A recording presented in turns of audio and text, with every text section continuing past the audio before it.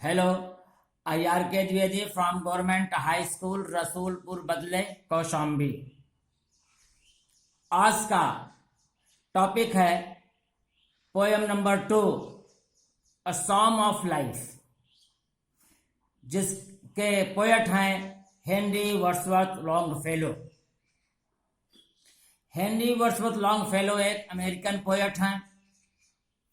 इन्होंने उन नवयुवकों के लिए यह एक प्रेरणादायी पोयम लिखी है जो नवयुवक अपने रास्ते से भटक गए हैं, असफलता मिलने पर निराश हो गए हैं, हताश हो गए हैं और अपना कार्य करना छोड़ दिए हैं, या यूं कहिए कि वो निराशावादी हो गए हैं।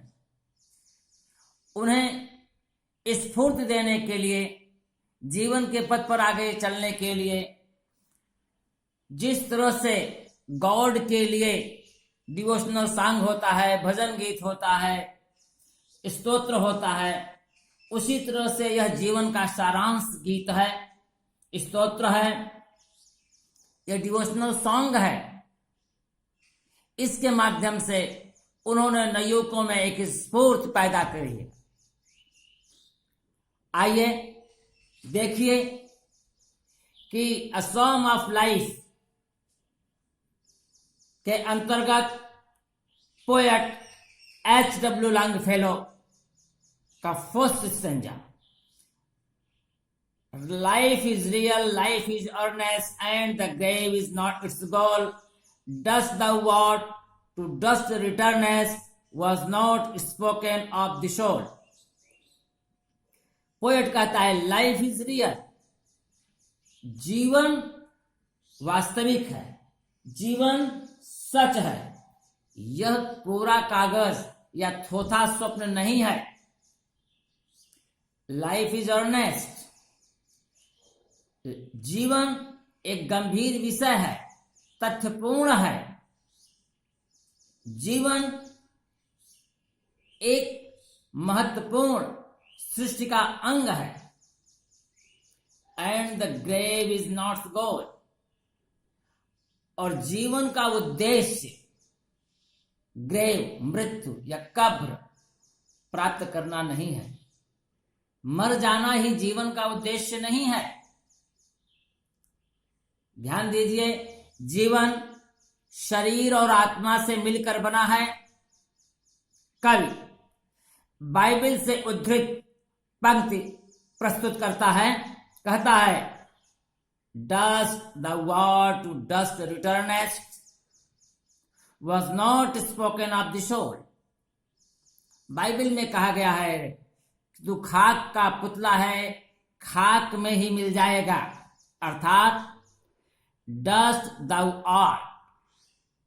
डस्ट मीन्स धूल, मिट्टी, दाउ माने तू, आर्ट माने कला, कृति, मूर्ति, बनावट। तू मिट्टी से बना है। तू का तात्पर्य शरीर से है। टू डस्ट रिटर्नेस्ट, और रिटर्नेस्ट वापस आने के बाद, मरने के बाद तू मिट्टी में ही मिल जाएगा, अर्थात पूर्ण रूप से ही मिट्टी हो जाएगा, नेस्तनाबूत हो जाएगा। शरीर की कोई कीमत नहीं है, ऐसा पोएट कह रहा है। और यह बात was not spoken of the soul, आत्मा के लिए नहीं कही है। आत्मा तो अजर है, अमर है। आत्मा की मृत्यु कभी नहीं होती है। अनादिकाल से, जब से सृष्टि हुई है, तब से आत्मा एक प्रकाश पुंज ही है। Now second stanza, not enjoyment and not sorrow is our destined end our way, but to act that each tomorrow finds us further than today। Poet कहता है is our destined end our way, कि जो नवयुवक हताश हो गए हैं, निराश हो गए हैं, वो सोचते हैं कि क्या हमारे किस्मत में यही लिखा है कि हम इंजॉयमेंट नहीं करेंगे, मनोरंजन या आनंद नहीं लेंगे, नॉट सॉरो, और दुख नहीं भोगेंगे या दुख भोगेंगे। पोएट कहता है किस्मत में, भाग्य में ऐसा कुछ भी नहीं लिखा है। जीवन का उद्देश्य यह नहीं है कि हम आनंद न लें, दुख भोगते ही रहें या दुख न भोगें, ऐसा कुछ भी नहीं है। और वे जीवन का उद्देश्य तो और भी कुछ है। वह क्या है? But to act that is tomorrow. जीवन का उद्देश्य है कार्य करना, कर्तव्य का पालन करना। That is tomorrow find us further than today. और कर्तव्य का पालन या कार्य इस तरह से करना कि आगे आने वाला समय या कल आज से बेहतर हो, आज से अधिक आनंदमय हो, खुशहाल हो। अर्थात हमें प्रगतिशील बनना है, प्रगति के रास्ते पर दिन प्रतिदिन चलना है और आनंदित होना है। Now third para, third stanza. In the words broad field of battle, in the bivouac of life, be not like dumb driven cattle, be a hero in the strife. Poet कहता है in the words broad field of battle. World में संसार, broad मैंने विशाल, field of battle युद्ध स्थल, लड़ाई का मैदान। यह संसार एक युद्ध स्थल है, विशाल युद्ध स्थल है। इन द बिवॉक ऑफ लाइफ, जहां पर सैनिक अस्थायी पड़ाव रखकर दुश्मनों से लड़ाई लड़ते हैं और विजेता होते हैं। उसी तरह से हमारा जीवन एक युद्ध स्थल बन चुका है और हम इस जीवन में एक सैनिक की तरह क्षणिक जीवन में अस्थायी पड़ाव लेकर अपने दुश्मनों से अर्थात परिस्थितियों से, मजबूरियों से, परेशानियों से, कठिनाइयों से जूझ रहे हैं और उस पर विजय श्री हासिल कर रहे हैं, अर्थात विजेता बनने का भरसक प्रयास कर रहे हैं। इसलिए पोएट कहता है बी नॉट लाइक डम। जो लोग लड़ाई नहीं लड़ रहे हैं, विवश हैं, निराश हैं, उनके लिए कहता है be not like dumb driven captive. गूंगे बहिरे मूक जानवरों की तरह जो हाथ दिए जाते हैं, ऐसा मत बनिए, चुप मत रहिए, जीवन में संघर्ष करिए और be a hero in the strife. इस संघर्षशील जीवन में, कठिनाई युक्त जीवन में हीरो, वीर बनिए, वीरता प्रदर्शित करिए, नायक की तरह कार्य करिए, तब कठिनाइयों पर विजय श्री हासिल होगी, सफलता मिलेगी। Now fourth and last stanza. Let us then be up and doing with a heart for any fate, still achieving, still pursuing, learn to labor and to wait.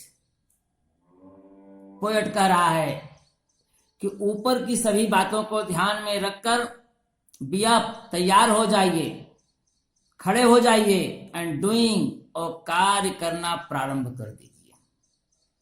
With a heart for any fate, अपने ऊपर भरोसा रखिए, for any fate, और ईश्वर के द्वारा जो भी फल दिया जा रहा है या दिया जाएगा उस पर विश्वास करिए कि ईश्वर फल अवश्य देगा। ईश्वर फल कार्य के अनुसार, कर्म के अनुसार, कर्तव्य के अनुसार ही देता है। स्टिल अचीविंग, जब तक सफलता न मिले तब तक कार्य करते रहिए। स्टिल परसुइंग, और अधिक सफलता के लिए, और अधिक प्रगति के लिए प्रयासरत रहिए, दिन रात परिश्रम, मेहनत करते रहिए, तभी आनंद मिलेगा, जीवन खुशहाल होगा, सफलता मिलेगी। अ सम ऑफ लाइफ का सारांश के रूप में एक पंक्ति में पोएट अपनी भावनाओं को प्रकट करता है और उन नवयुवकों को सीख देता है, कहता है कि learn to labour and to wait. सफलता के लिए परिश्रम करना, कार्य करना और परिणाम का इंतजार करना सीखिए। जब तक परिश्रम करना नहीं सीखेंगे और फल का इंतजार करना नहीं सीखेंगे, तब तक जीवन आनंदित या सुखमय नहीं हो पाएगा। ऐसा कवि उत्साह भरने के लिए नवयुवकों को प्रगति के पथ पर चलने के लिए प्रेरित कर रहा है। बोर्ड एग्जाम में स्टेंजा से संबंधित राइमिंग वर्ड पॉइंट आउट करने के लिए आता है कि point out the rhyming words in the above stanza. Rhyming word समान ध्वन। हर पंक्ति का अंतिम वर्ड देखिए और जिसका सिमिलर प्रोनाउंसिएशन हो, समान ध्वनि हो, वह राइमिंग वर्ड कहलाता है। जैसे फर्स्ट लाइन में अंतिम वर्ड है डूइंग और थर्ड लाइन में अंतिम वर्ड है परसुइंग, तो doing and pursuing rhyming word हुआ। इसी तरह से सेकंड लाइन में अंतिम वर्ड है फेट और फोर्थ लाइन में अंतिम वर्ड है वेट, तो fate and wait rhyming word है। नाउ इस पोयम के सेंट्रल आइडिया है life is rare and precious, it has a definite aim, life is not an empty dream, life is full of struggles and difficulties, we should face them with courage and zeal, we should do our duty and wait for the consequences।